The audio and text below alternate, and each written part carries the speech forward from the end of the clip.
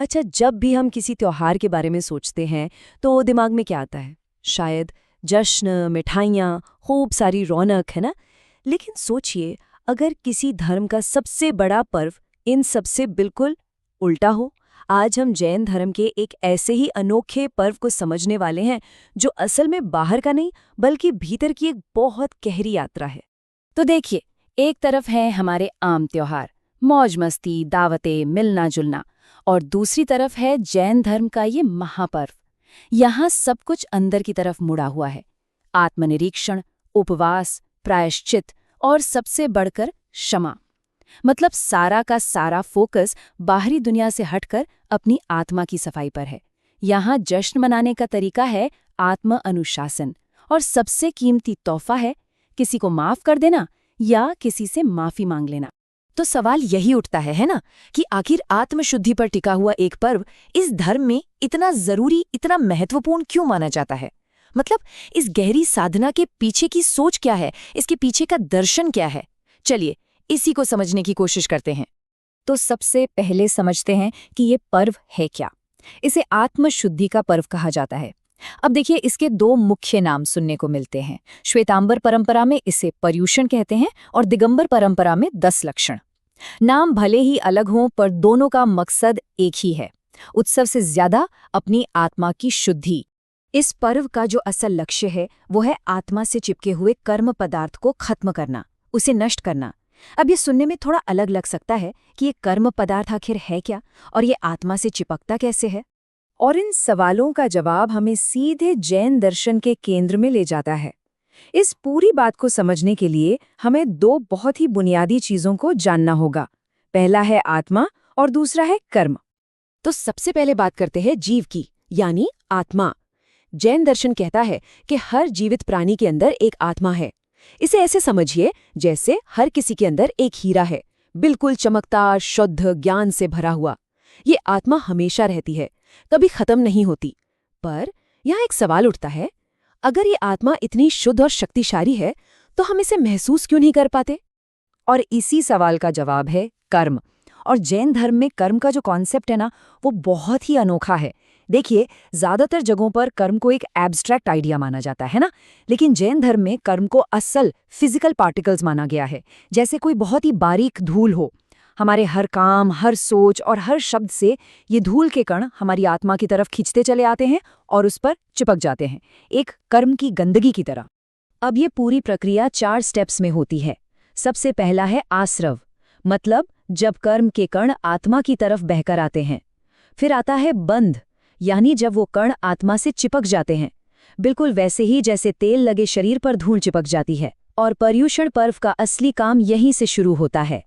वो अगले 2 कदमों के लिए है संवर, यानी कर्म के इस बहाव को रोकना, और निर्जरा, यानी जो कर्म पहले से चिपके हुए हैं उन्हें साफ करना। तो अब हमें प्रॉब्लम पता है, कर्म का आत्मा पर चिपक जाना। तो फिर सल्यूशन क्या है? यहीं पर आता है शुद्धि का मार्ग।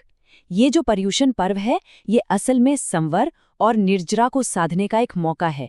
मतलब ये वो समय है जब नए कर्मों को आने से रोका जाता है और पुराने कर्मों की सफाई की जाती है। और इस सफाई के लिए कुछ बहुत ही असरदार तरीके अपनाए जाते हैं, जैसे कि उपवास रखना, जो सिर्फ शरीर को ही नहीं बल्कि हमारी इच्छाओं को भी काबू में लाता है। फिर है गहरा ध्यान और शास्त्रों को पढ़ना, जिससे मन इधर-उधर ना भटके। और सबसे जरूरी, अपने किए हुए कामों के लिए प्रायश्चित करना। इससे आत्मा पर पड़ा बोझ हल्का होता है। ये सिर्फ रस्में नहीं है, बल्कि शुद्धि के बहुत सोचे समझे तरीके हैं। तो देखिए, हर प्रैक्टिस का एक खास मकसद है। उपवास और आत्म अनुशासन जैसी चीजें नए कर्म को आने से रोकती हैं, इसे ही संवर कहते हैं। और ध्यान और प्रायश्चित जैसी प्रैक्टिसेस से पुराने छिपके हुए कर्म साफ होते हैं, इसे निर्जरा कहते हैं। दोनों काम साथ साथ होते हैं। और इन सारी प्रैक्टिसेस की जो नींव है वो है जैन धर्म के 5 महाव्रत। ये वो सिद्धांत है जो कर्म के बहाव को रोकने में मदद करते हैं। अहिंसा, यानी किसी को भी तकलीफ न देना। सत्य, हमेशा सच बोलना। अस्तेय, यानी चोरी नहीं करना। ब्रह्मचर्य और अपरिग्रह, यानी अपनी इच्छाओं और चीजें इकट्ठा करने की आदत पर काबू रखना। पर्युषण के दिनों में इन व्रतों पर खास ध्यान दिया जाता है। अब आते हैं इस पर्व के सबसे अहम और सबसे शक्तिशाली हिस्से पर, वो है क्षमा। ये इस पूरी आध्यात्मिक यात्रा का क्लाइमैक्स है। जरा सोचिए, 8 या 10 दिन की गहरी साधना के बाद पर्व के आखिरी दिन, जिसे संवत्सरी भी कहते हैं, एक कमाल की चीज होती है। हर जैन, हर एक जीवित प्राणी से, चाहे वो इंसान हो, जानवर हो या कोई छोटा सा कीड़ा, हर किसी से जाने अनजाने में, मन से, बातों से या अपने किसी काम से पहुंचाए गए दुख के लिए दिल से माफी मांगता है। इस दिन हर तरफ एक पवित्र प्रार्थना गूंजती है।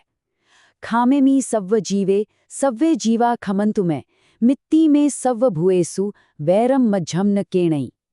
इसका मतलब बहुत गहरा है। मैं दुनिया के सभी जीवों को माफ करता हूँ और सभी जीव मुझे माफ करें।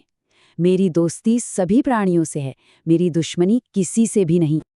और इस यूनिवर्सल फॉरगिवनेस को एक छोटे से लेकिन बहुत गहरे वाक्य में समेट दिया गया है, मिच्छामी दुक्कड़म। इसका सीधा सा मतलब है, मेरी कोई भी गलती हो तो वो व्यर्थ हो जाए या मुझे क्षमा करें। बस इस एक वाक्य से लोग अपने दोस्तों, परिवार और यहाँ तक कि उन लोगों से भी माफी मांगते हैं जिनसे कभी कोई अनबन रही हो। और ये कोई मामूली माफी नहीं है, इसके लिए बहुत हिम्मत और विनम्रता चाहिए। अपने अहंकार को पूरी तरह से किनारे रखना पड़ता है।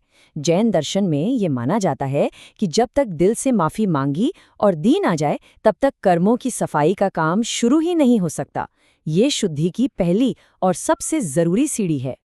तो आखिर में एक सवाल हम सबके लिए है। आज की इस भागदौड़ भरी दुनिया में जहां हम सबका ध्यान सिर्फ आगे बढ़ने पर है, वहां कुछ देर रुककर, पीछे मुड़कर देखने, अपनी गलतियों को मानने और बिना किसी शर्त के माफी मांगने के लिए एक खास समय निकालना, ये विचार कितना शक्तिशाली हो सकता है। ये एक ऐसी बात है जो किसी भी धर्म या आस्था से बहुत ऊपर है।